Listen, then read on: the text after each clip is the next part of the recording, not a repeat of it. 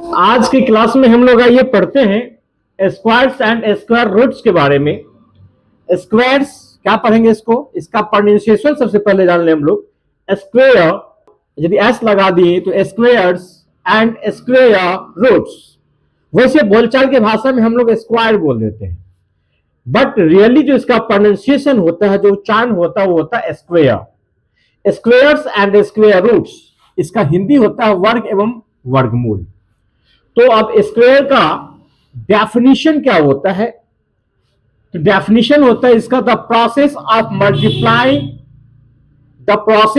Multiplying a number by itself is called square. In Hindi, इसी का हिंदी में हम यदि परिभाषा जानेंगे तो किसी संख्या का स्वयं से गुना करने की प्रक्रिया वर्ग कहलाता है। कोई भी संख्या हो, यदि उस संख्या सेम अपने आप से खुद अपने आप से गुना करें तो उसको क्या कहते हैं?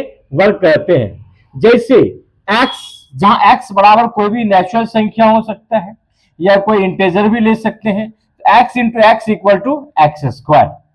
It can be represented by, इसको दिखाया जाता है या इसको प्रदर्शित किया जाता है कौन चीज से? N square equal to m, where m और n आर नेचुरल नंबर, जहां m और n क्या है? प्राकृतिक संख्या है। तो ये समझ में आ गई बात। आप लोग करेंगे क्या? अभी स्क्वायर तो समझ गए, लेकिन स्क्वायर को क्या करेंगे? कम से कम 30 तक का स्क्वायर याद रखेंगे। आगे हम बताएंगे आप लोगों को, उसको कम से कम याद रखना है। तो अब हम लोग जानेंगे परफेक्ट स्क्वायर्स के बारे में। परफेक्ट स्क्वायर्स और स्क्वायर नंबर्स, इसको डिफाइन करेंगे। A natural number is called a perfect square और a square number if it is the square of some natural numbers. तो स्क्वायर जो होता है कुछ ही संख्या में होता है। इसको हम एग्जाम्पल के द्वारा जानेंगे कि किसी संख्या को, सेम संख्या को गुना करेंगे, जैसे as 2 multiply 2 equal to 4, 3 multiply 3 equal to 9। तो इस तरह से चलते जाएगा। तो ये हो गया आपका वर्ग, ये हो गया स्क्वायर कर सकते हैं, वर्ग कर सकते हैं। लेकिन मल्टीप्लिकेशन के बाद जो संख्या आता है वो होता है perfect square. As find the perfect square between 1 to कितना ले रहे? 1 to 10। यदि 1 to 10 के बीच में लेते हैं तो कौन कौन आएगा? 2 होगा नहीं, 1 के बाद 2 होता है, 2 होगा नहीं, 3 होगा नहीं, क्या होगा? 4 होगा, फिर 5 नहीं होगा परफेक्ट स्क्वायर, 6 नहीं होगा, 7 नहीं होगा, 8 नहीं होगा, 9 होगा। 9 के बाद तो 10 ही है, बस इतना ही। तो ये हो गया आपका परफेक्ट स्क्वायर।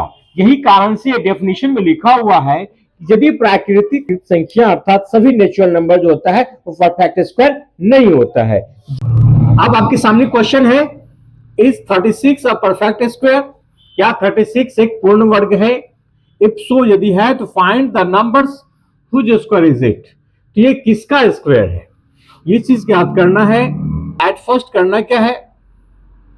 प्राइम फैक्टर्स या प्राइम फैक्टराइजेशन ऑफ 36, इसका क्या करना है? प्राइम फैक्टर निकालना है। तो 36 को करेंगे डिवाइड, 2 से 2 18 जा, 2 9 जा एंड 3 3 जा। अब कुछ नहीं निकलेगा तो इसको मल्टीप्लिकेशन के फॉर्म में रखेंगे। 2 मल्टीप्लाई 2 मल्टीप्लाई 3 मल्टीप्लाई 3।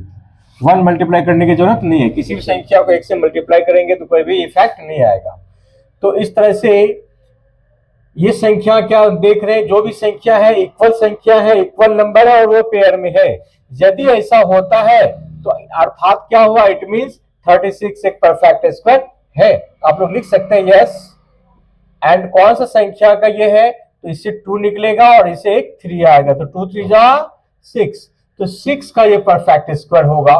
पहला का आंसर हो जाएगा yes, 36 is a perfect square. जैसे देखेंगे कि मेरा जो फैक्टर है इक्वल पेयर में है, कोई भी अनपेयर नहीं है, तो आपका आंसर होना चाहिए यस, परफेक्ट स्क्वायर। ठीक है, और सेकंड को आपका रिप्लाई होगा if so find the numbers whose square is it, ये किसका स्क्वायर है, वो संख्या होगा। तो लिखेंगे इसको this is the square of 6, ये 6 का स्क्वायर होगा क्योंकि 6 का स्क्वायर 6। ओके, समझ में आ गई बात। अब हम लोग जानेंगे कुछ इंपॉर्टेंट बात क्या है जो कि शायद आप लोग जानते भी होंगे, यहाँ नहीं तो आप डेफिनेशन के तौर पे देख लें इसको। A perfect square number is always expressible as the product of equal factors, अर्थात इन हिंदी किसी पूर्ण वर्ग संख्या को हमेशा समान गुणनखंड के गुणा के रूप में व्यक्त किया जाता है। कोई भी पूर्ण वर्ग संख्या उठाए, कोई भी परफेक्ट स्क्वायर नंबर उठाए, तो उसका जो फैक्टर करेंगे, उसका जो फैक्टर होगा वो समान गुणनखंड के गुना के रूप में व्यक्त किया जाता है। जैसे आप देख सकते हैं 6 to 5 ये पूर्ण वर्ग संख्या है, लेकिन दिखाना है कि इसका जो फैक्टर होगा वो क्या होगा कि समान गुणनखंड के रूप में होगा, समान गुणनखंड के गुना के रूप में। 625 का अभाज्य गुणनखंड क्या होगा, अर्थात क्या कहते हैं इसको, प्राइम फैक्टर। क्या कहते हैं इसको, प्राइम फैक्टर के रूप में लिखेंगे और इसको बनाएंगे प्राइम फैक्टर। पहले 5 से 5 1 जा 5, 1 2 5 2 जा 10 एंड 5 5 जा 25, फिर 5 2 जा 10, 5 5 जा 25 एंड इस तरह से 5 5 जा 25 इक्वल टू क्या आया, 5 मल्टीप्लाई 5 मल्टीप्लाई 5 मल्टीप्लाई 5। तो यहाँ पे 5 भी पेयर में है, एक तो ये पेयर में होना चाहिए, युग्म होना चाहिए, पेयर अर्थात इन हिंदी युग्म कहते हैं, जोड़ा कह सकते हैं। फिर दूसरा 5 है वो भी पेयर में है, तो हर हमेशा ही समान गुणनखंड होना चाहिए, 2 हो 4 हो 6 हो, नहीं इक्वल फैक्टर के रूप में हो, इवन फैक्टर के रूप में हो, तो उसके गुणनखंड के रूप में होना चाहिए। समान गुणनखंड के गुना के रूप में या व्यक्त कर सकते हैं किसी भी पूर्ण वर्ग संख्या को। कोई और भी संख्या आप लेके देख सकते हैं, जैसे IT1, तो IT1 को यदि हम करते हैं प्राइम फैक्टराइजेशन तो क्या हो जाएगा, 3 27 3 जा 3 9 जा एंड 3 3 जा 3 1 जा 3, तो क्या आ गया 3 मल्टीप्लाई 3 मल्टीप्लाई 3 मल्टीप्लाई 3। तो ये भी पेयर में है, ये भी समान गुणनखंड के गुना के रूप में है, इसी चीज को दिखाना है। और भी कोई संख्या आप लोग बोल सकते हैं जिसका कि प्राइम फैक्टराइजेशन हम लोग करें।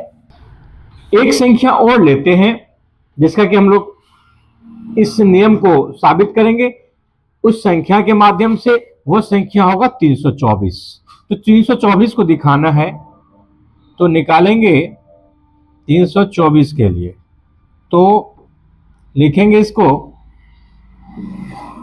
प्राइम फैक्टर्स ऑफ 324 निकालते हैं।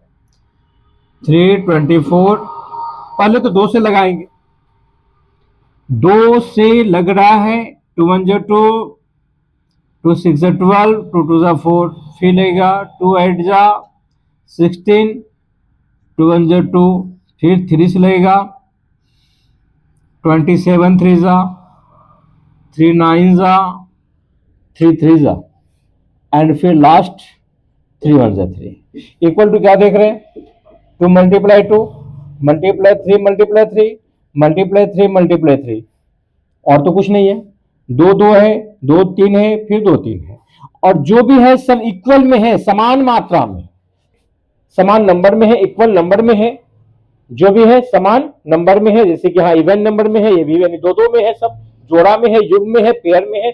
तो इस बात को ये साबित करता है, जो ये डिफाइन किया हुआ है, किसी पूर्ण वर्ग संख्या को, कोई भी पूर्ण वर्ग संख्या है उसको हमेशा समान गुणनखंड के रूप में रख सकते हैं। तो यहाँ भी समान 2 का क्या है, पेयर है, ठीक, समान है, समान गुणनखंड है। ये भी कोई संख्या यहाँ डिफरेंट संख्या इसलिए आप लोगों को हम दिखा रहे हैं क्योंकि समझ में आ जाए कि डिफरेंट डिजिट है, 2 और 3 और समय सेम था। इस 324 का जो संख्या इसमें डिफरेंट है, तो यहाँ पे आप लोग थोड़ा सा क्लियर कंफर्म हो जाएंगे, क्लियर कंसेप्ट आप लोग को हो गया होगा कि हाँ इसका क्या है, समान, ये अलग है ये अलग है, लेकिन संख्या क्या है, सबका समान है। इस तरह से जो पूर्ण वर्ग संख्या उसको हम लोग समान गुणनखंड के रूप में लिख सकते हैं। अब हम लोग कुछ संख्याओं के वर्ग के बारे में जानेंगे। कुछ संख्याओं का वर्ग तो आप लोग जरूर ही याद कर लें, जैसे 1 का स्क्वायर 1, 2 का स्क्वायर 4 जानते ही होंगे, 3 का स्क्वायर 9, 4 का स्क्वायर 16, 5 का स्क्वायर 25, 6 का 36, 7 square 49, 8 square 64, 9 square 81 and 10 square 100। फिर इसी तरह से 11 का स्क्वायर 121, 12 का स्क्वायर 144, 13 का स्क्वायर 169, 14 का स्क्वायर 196, 15 का स्क्वायर 225। अब है 16 का स्क्वायर, 16 का स्क्वायर हो जाएगा 256, 17 का स्क्वायर वो हो जाएगा 289, 18 का स्क्वायर वो हो जाएगा 324, 19 का स्क्वायर वो हो जाएगा 361 और 20 का स्क्वायर वो हो जाएगा 400। ठीक है, इस तरह से हम लोग जानेंगे। 21 का स्क्वायर 441, 22 का स्क्वायर हो जाएगा 484, 23 का स्क्वायर हो जाएगा 529, 24 का स्क्वायर हो जाएगा 576 और 25 का स्क्वायर आप लोग जानते ही होंगे वो होता है 625। फिर 26 का स्क्वायर हो जाएगा 676, 27 का स्क्वायर हो जाएगा 729 एवं 28 का स्क्वायर हो जाएगा 784, 29 का स्क्वायर हो जाएगा 841 और 30 का स्क्वायर हो जाएगा 900। तो ये यहां तक कम से कम आप लोग याद रखेंगे। कम से कम इसमें कुछ जो भी प्रॉब्लम सॉल्व करेंगे तो आसानी होगी, इजी वे में आप लोग बना पाएंगे, नहीं तो फिर से मल्टीप्लाई करना, फिर से सोचना दिक्कत हो जाएगा। तो 30 स्क्वायर तक कम से कम ये वर्ग हो गया। तो यही है वर्ग, इसको आप लोग पहचान ले कि 1 का वर्ग करेंगे तो 1 आएगा, 2 का वर्ग करेंगे तो 4, और इस तरह इस टाइप से जो आया ये हो गया पूर्ण वर्ग। ये यदि हम किए वर्ग तो मिला क्या हमको, पूर्ण वर्ग। ठीक है, पूर्ण वर्ग संख्या इसको कहते हैं। ये पूर्ण वर्ग संख्या ये वर्ग है। किसी भी तो इसीलिए कहा जाता है कि हर एक संख्या जो होता है प्राकृत संख्या वो पूर्ण वर्ग नहीं होता है। तो जिसको कि हम पहले आप लोगों को बता चुके हैं, जैसे कि 1 है, 2 है, 3 है, 4 है, 5 है, 6 है, 7, 8, 9, 10, 11, 12 है ना, 13, 14, 15, 16, 17, 18, 19, 20, 21 एंड सो ऑन यदि चलते जाएंगे तो इसके बीच में कितनी है कि पूर्ण वर्ग संख्या। क्या सभी प्राकृत संख्या से ही वर्ग और जो पूर्ण वर्ग संख्या है वो बनती है, लेकिन क्या सभी प्राकृत संख्या पूर्ण वर्ग संख्या है? नहीं है। सभी प्राकृत संख्या पूर्ण वर्ग संख्या नहीं होती है। कुछ संख्या ही इसमें है कि पूर्ण वर्ग संख्या, क्योंकि एक तो पूर्ण वर्ग संख्या है, ठीक है, आप फिर 4 होगा, 2, 3 नहीं होगा, 5, 6, 7 नहीं होगा, 8 नहीं होगा, 9 होगा, 10, 11, 12, 13, 14, 15 नहीं होगा, 16 होगा, 17, 18, 19, 20, 21 नहीं होगा। आगे इसको आप बढ़ा सकते हैं, 22, 23, 24, 25, फिर 25 होगा एंड सो ऑन, ये चलता जाएगा आगे इनफाइनाइट टर्म्स के लिए। तो आज हम लोग सीखें 30 तक का जो वर्ग है उसको, और किसको वर्ग कहते हैं, इस तरफ वाले को वर्ग, और जिस जो वर्ग का जो सॉल्व करके आता है, जो हल आता है वर्ग का, वो पूर्ण वर्ग संख्या। तो क्या सही वर्ग संख्या सभी प्राकृत संख्या वर्ग संख्या होती है? तो आंसर होगा नहीं, सभी प्राकृत संख्या वर्ग संख्या नहीं होती है। यहां से 1 से 25 तक में हम देखिए कौन कौन पूर्ण वर्ग संख्या, 1 है, 4 है, 9 है, 16 है, 25 है। रेस्ट ऑल संख्या जो है वो पूर्ण वर्ग संख्या नहीं है। हाँ, उसका वर्ग तो बना सकते हैं, लेकिन सभी संख्या पूर्ण वर्ग संख्या नहीं होती है। ठीक है, तो ये इस तरह से आज का ये क्लास रहा वर्ग का। आगे हम लोग और भी इसके प्रॉपर्टीज पढ़ेंगे। ठीक है, तब तक आप लोग पढ़ते रहे मन से और इसको लाइक्स और शेयर बढ़ाते रहे। Thank you, best of luck.